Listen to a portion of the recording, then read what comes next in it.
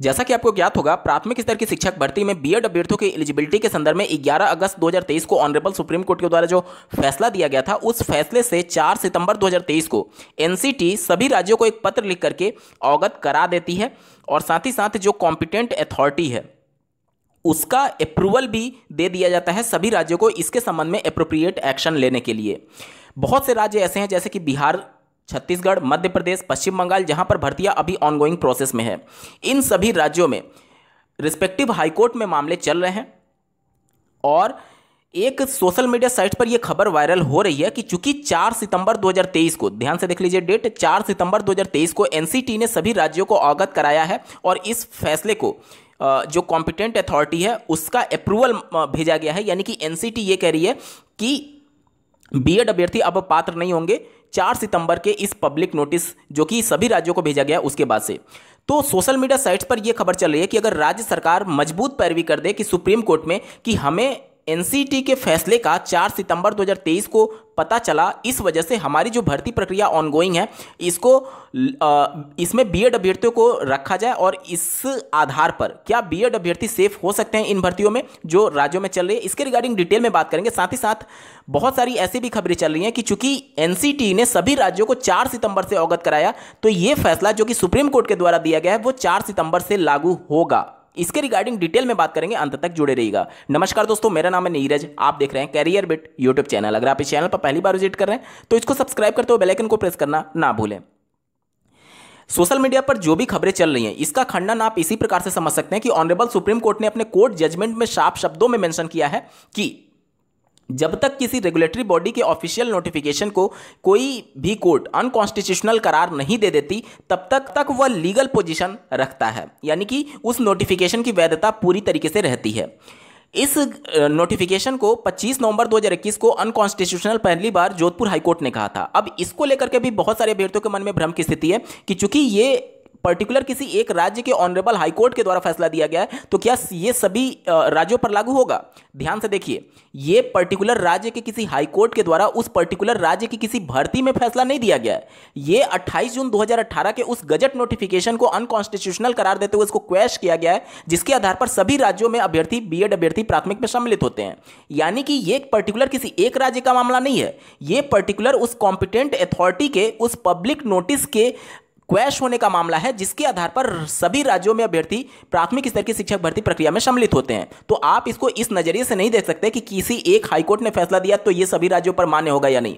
पूरी तरीके से मान्य होगा, क्योंकि ये गजट नोटिफिकेशन को रद्द करता है जो कि पूरे देश भर के बीएड अभ्यर्थी इस गजट नोटिफिकेशन के आधार पर प्राथमिक में शामिल हो रहे थे।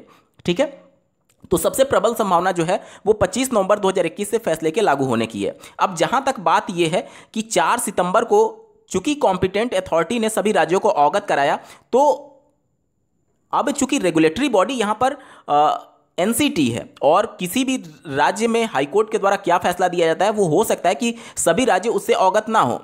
तो क्या यह माना जाए कि 4 सितंबर से फैसला लागू होगा? क्योंकि मान लीजिए किसी दूर दराज के राज्यों को नहीं पता होगा कि ऑनरेबल हाईकोर्ट ने फैसला दे दिया है और अनकॉन्स्टिट्यूशनल करार दे दिया है, उसके बाद से अगर कोई भर्ती प्रक्रिया हो गई और उसमें बीएड को शामिल कर लिया गया तो क्या राज्य सरकार मजबूत पैरवी करके उनको सेफ रख सकती है? ध्यान से समझिएगा, ऐसा कोई भी राज्य नहीं है जहां के बीएड और डीएलएड अभ्यर्थी इन बातों से अवगत ना हो। ऐसा हो ही नहीं सकता।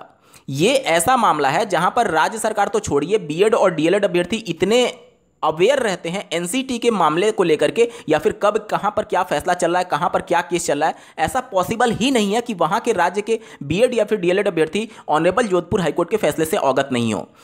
यहां पर ध्यान देने वाली बात यह है कि भले ही उस राज्य सरकार के द्वारा उस कोर्ट के फैसले के बारे में जिक्र ना किया गया हो, लेकिन अगर वहां का डीएलएड अभ्यर्थी उस राज्य के शिक्षा विभाग में जाकर के एक ज्ञापन भी दे देता है और उसकी रिसीविंग ले लेता है और उसके बाद से राज्य सरकार अगर कोर्ट चली जाती है कि हमें कोर्ट के फैसले के बारे में पता नहीं था, तो उस ज्ञापन को जो कि अभ्यर्थी ने जाकर के शिक्षा विभाग में दिया था, उस ज्ञापन पर रिसीविंग को कोर्ट में वो मजबूत पैरवी कर सकता है कि हमने शिक्षा विभाग को अवगत करा दिया था इसके बारे में। उसके बाद से वहां की राज्य सरकार इसको लेकर के कोर्ट में दलील दे ही नहीं सकती कि हमें पता नहीं था, क्योंकि आपने उस ज्ञापन पर रिसीविंग दिया है। इसी प्रकार के कई मामले कोर्ट में चल रहे हैं। कई राज्य सरकार आप देखेंगे, जैसे मान लीजिए आप छत्तीसगढ़ का मामला लीजिए, छत्तीसगढ़ मामले को लेकर के बहुत सारी भ्रामक खबरें चल रही हैं सोशल मीडिया साइट्स पर। छत्तीसगढ़ में जो छत्तीसगढ़ का टेट होता है 2022 वाला, उसी में एनसीटी के इस 28 जून 2018 के गजट नोटिफिकेशन को चैलेंज कर दिया गया था, क्योंकि उससे पहले जब एनसीटी के 28 जून 2018 के नोटिफिकेशन को ऑनरेबल जोधपुर हाईकोर्ट क्वैश कर देती है 25 नवंबर 2021 के बाद से,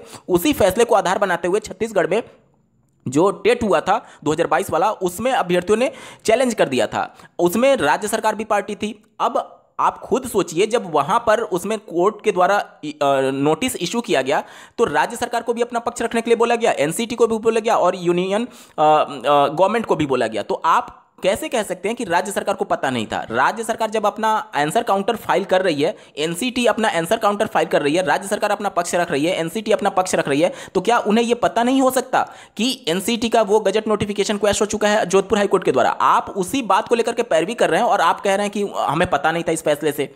पहला बात तो ये हो गया। दूसरा बात, मध्य प्रदेश की बात करें तो मध्य प्रदेश में जब पब्लिक नोटिस निकाली जाती है शिक्षक भर्ती के लिए, उसी समय इस भर्ती को परीक्षा से पहले ही ऑनरेबल कोर्ट में चैलेंज कर दिया जाता है।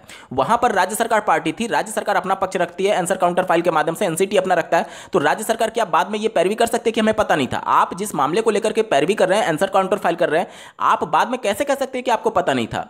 अब आते हैं बिहार वाले में। बिहार में चूंकि जो श्री भगवान कृष्ण वाला मामला था, उसमें राज्य सरकार को पक्षकार नहीं बनाया गया था, लेकिन जब ये मामला कोर्ट में था तो जब पब्लिक नोटिस जारी की जा रही थी, इसके संबंध में अभ्यर्थियों ने वहां पर ज्ञापन देकर के अवगत करा दिया कि ये मामले कोर्ट में चल रहे हैं और इस भर्ती प्रक्रिया को ऑनरेबल सुप्रीम कोर्ट के जजमेंट के अधीन कर दिया जाए। राज्य सरकार को पूरी तरीके से पता है, शिक्षा विभाग को पूरी तरीके से पता है, बीपीएससी आयोग को पूरी तरीके से पता है। अभ्यर्थियों के ज्ञापन पर उन्होंने रिसीविंग ले लिया है। अगर राज्य सरकार जाती भी है कि 4 सितंबर को हमें पता चला बिहार के इस फैसले के बाद से, मतलब कि ऑनरेबल सुप्रीम कोर्ट के फैसले के बाद से, तो अभ्यर्थी अगर ज्ञापन को लेकर के कोर्ट में भी चले जाते हैं तो वहां पर डायरेक्टली ये आएगा कि आपको तो अभ्यर्थियों ने अवगत करा दिया था, आपने उस पर एक्शन क्यों नहीं लिया? तो ये कहना कि एनसीटी जो कि रेगुलेटरी बॉडी है, उनके द्वारा 4 सितंबर को अवगत कराया गया, इस वजह से 4 सितंबर से फैसला लागू होगा, ये पूरी तरीके से बेसलेस है। आप इसको ऐसे भी समझ लीजिए कि जब सुप्रीम कोर्ट खुद कह रही है कि जब तक अनकॉन्स्टिट्यूशनल नहीं करार दे दिया जाता तब तक वो लीगल पोजीशन रखता है। अनकॉन्स्टिट्यूशनल 25 नवंबर 2021 को करार दे दिया गया, तो ये एनसीटी की गलती मानी जाएगी कि आपने अवगत नहीं कराया सभी राज्यों को, आपने अवगत नहीं कराया सभी राज्यों को, ये एनसीटी की गलती थी। इसका खामियाजा डीएलएड वाले अभ्यर्थी थोड़ी भुगतेंगे। आप खुद सोचिए ना कि डीएलएड वाले अभ्यर्थियों के फेवर में 11 अगस्त का फैसला है, बिहार के संदर्भ में पर्टिकुलर 28 अगस्त का फैसला है। इसके बाद अगर राज्य सरकार उनके बीएड को फेवर में कोर्ट में चली जाती है तो क्या डीएलएड वाले अभ्यर्थी इतने शांत बैठेंगे? पॉसिबल ही नहीं है। उनके द्वारा जो ज्ञापन देकर के अवगत कराया गया उसको लेकर के वो कोर्ट चले जाएंगे कि हमने तो शिक्षा विभाग को पहले ही अवगत करा दिया था, शिक्षा विभाग इस पर एक्शन नहीं लिया, तो ये हमारी गलती थोड़ी है। इसके अलावा इस पूरे मामले को आप इस प्रकार से भी समझ सकते हैं कि एनसीटी के द्वारा एक जो 23 अगस्त 2010 का जो पब्लिक नोटिस है क्वालिफिकेशन के संदर्भ में, उसमें ये बातें मेंशन की गई हैं कि 50% ग्रेजुएशन में होना चाहिए, तभी आप अपर प्राइमरी की वैकेंसी में एलिजिबल होते हैं। इसके संबंध में मामला जब कोर्ट में गया तो कोर्ट ने आदेश दिया कि 50% की अनिवार्यता को खत्म की जाती है। ठीक है, इसके संबंध में लगभग 1 साल 1.5 साल तक एनसीटी कोई पब्लिक नोटिस नहीं निकालता है। 1 साल तक एनसीटी कोई पब्लिक नोटिस नहीं निकालता है। इसके अलावा जैसा कि आपको ज्ञात होगा कि ये फैसला पर्टिकुलर किसी एक कैटेगरी के लिए दिया था। कैटेगरी कहने का मतलब कि उस थ्रेशोल्ड डेट से पहले अगर आपने ग्रेजुएशन कर लिया है तो आपका 50% से कम भी है तो भी आप एलिजिबल हो जाएंगे। लेकिन एक शर्त यह भी है कि अगर आपका ग्रेजुएशन में 50% नहीं है और पोस्ट ग्रेजुएशन के बेस पर अगर आपने बीएड किया हुआ है तो आप अपर प्राइमरी या फिर प्राइमरी की शिक्षक भर्ती में सम्मिलित होने के लिए पात्र हो जाते हैं। इसके संबंध में एनसीटी कोई पब्लिक नोटिस नहीं निकालता है, लेकिन अभ्यर्थी कोर्ट चले जाते हैं, कोर्ट ने फैसला दिया और फैसला आने के 1 से 1.5 साल तक अब जो एनसीटी है इसके संबंध में कोई पब्लिक नोटिस नहीं निकालती है, जबकि कोर्ट ने उनको निर्देशित किया था कि आप इसके संबंध में एक पब्लिक नोटिस निकाल कर बताइए। अभ्यर्थी जो कोर्ट का आदेश था उसको लेकर के पर्टिकुलर जिस भी राज्य में फैसला आता है, मतलब नोटिफिकेशन आता है शिक्षक भर्ती के संदर्भ में, उसको कोर्ट के कॉपी को ले जाकर के एक ज्ञापन देते हैं और उसके आधार पर शिक्षा विभाग एक्शन लेता है। जबकि एनसीटी पब्लिक नोटिस नहीं निकाली रहती है 1 से 1.5 साल के बीच में भी, तब भी ये एक्शन होता है, क्योंकि किसी भी राज्य का जो शिक्षा विभाग है वो डायरेक्टली कनेक्टेड है एनसीटी से। अगर वो चाहे तो कम्युनिकेशन कर सकती है। और आप अगर बिहार का शिक्षा नियमावली 2023 देखेंगे, उसमें साफ शब्दों में मेंशन किया गया है कि अगर पात्रता से संबंधित कोई भी विवाद होगा तो उसमें अंतिम फैसला एनसीटी के द्वारा माना जाएगा। एनसीटी ने फैसला सुना दिया है कॉम्पिटेंट अथॉरिटी के रूप में कि हम ऑनरेबल सुप्रीम कोर्ट के इस जजमेंट को अप्रूवल देते हैं, यानी कि कहने का मतलब कि उनकी इस फैसले को मानते हैं। अब यहां पर आप ऐसे समझ सकते हैं कि जब एनसीटी ने पब्लिक नोटिस नहीं निकाला वो 50% वाले केस में, तब भी सभी राज्य उसको मान रहे थे क्योंकि कोर्ट का फैसला था।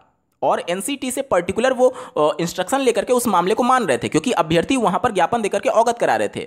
तो अब आप ये थोड़ी कह सकते हैं कि एनसीटी ने कोई पब्लिक नोटिस नहीं निकाला तो हम उसको नहीं मानेंगे। नहीं, वहां पर कोर्ट ने ऑर्डर दे दिया तो अब पर्टिकुलर वो राज्य एनसीटी से कम्युनिकेशन करके उस पर दिशा निर्देश प्राप्त करके उसको मानते थे। और उसके बाद से जब एनसीटी ने इसके संबंध में पब्लिक नोटिस बाकायदा निकाल भी दिया, उसके बाद भी बहुत सारे ऐसे नमूने राज्य हैं जो कि अभी तक इस फैसले को नहीं मानते हैं। इन नमूनों राज्य में आप उत्तर प्रदेश का भी मामला ले सकते हैं। आप पिछला भर्ती ले लीजिए जो जूनियर एडेड शिक्षक भर्ती थी, अपर प्राइमरी की वैकेंसी वो है 6 से 8 वाली। उसमें आप देखेंगे कि जो 50% की अनिवार्यता रखी गई थी, 50% अगर किसी बच्चे का ग्रेजुएशन में नहीं है लेकिन अगर उसने पोस्ट ग्रेजुएशन के बेस पर बीएड किया हुआ है तो वो पूरी तरीके से पात्र है एनसीटी की गाइडलाइन के अनुसार। एनसीटी ने बाकायदा इसके संबंध में गाइडलाइन जारी किया हुआ है, बावजूद इसके उत्तर प्रदेश नहीं मान रही थी। उत्तर प्रदेश के अभ्यर्थी कोर्ट चले जाते हैं। अब आप खुद सोचिए, जब गाइडलाइन जारी होने के बावजूद भी कुछ राज्य ऐसे हैं जो कि अवेयर नहीं है, तो आप कैसे कह सकते हैं कि एनसीटी गाइडलाइन जारी कर देती तो सबको अवेयर हो ही जाता। ये एक बहाना मात्र है। फैसला 4 सितंबर 2023 से कभी भी लागू होने की संभावना नहीं है, यह बिल्कुल शून्य है। यह सिर्फ और सिर्फ भ्रामक खबर है कि फैसला 4 सितंबर 2023 से लागू होगा। नहीं, यह पॉसिबल ही नहीं है। सुप्रीम कोर्ट का जजमेंट आप देखेंगे तो उसमें साफ शब्दों में मेंशन किया गया है कि जब तक कोई कोर्ट उसको अनकॉन्स्टिट्यूशनल नहीं करार देती थी तब तक उसका लीगल पोजीशन था, यानी कि 25 नवंबर 2021 से पहले उसका लीगल पोजीशन माना जा सकता है। लेकिन जोधपुर हाईकोर्ट ने जब 25 नवंबर को फैसला दे दिया तो उसके बाद से उसका लीगल पोजीशन स्वतः ही खत्म हो गया। भले ही एनसीटी उसके संबंध में पब्लिक नोटिस निकाली या नहीं निकाली, उसका लीगल पोजीशन खत्म हो चुका था। इस हिसाब से जो प्रबल संभावना इस फैसले के लागू होने की वो 25 नवंबर 2021 ही है। अगर आप डिटेल में समझना चाहते हैं बिहार की शिक्षक भर्ती, मध्य प्रदेश की शिक्षक भर्ती और छत्तीसगढ़ की शिक्षक भर्ती की वर्तमान स्थिति क्या है और इसके संबंध में किसका पक्ष मजबूत है और क्या हो सकता है इस भर्ती प्रक्रिया में, तो इसके रिगार्डिंग एक डेडिकेटेड वीडियो का लिंक तीनों राज्यों से संबंधित आपको इस वीडियो के डिस्क्रिप्शन में दिया गया। वीडियो का डिस्क्रिप्शन आप जरूर देख लीजिएगा। इस वीडियो को देखने के लिए आपका बहुत बहुत धन्यवाद। भगवान करे आपका दिन शुभ हो।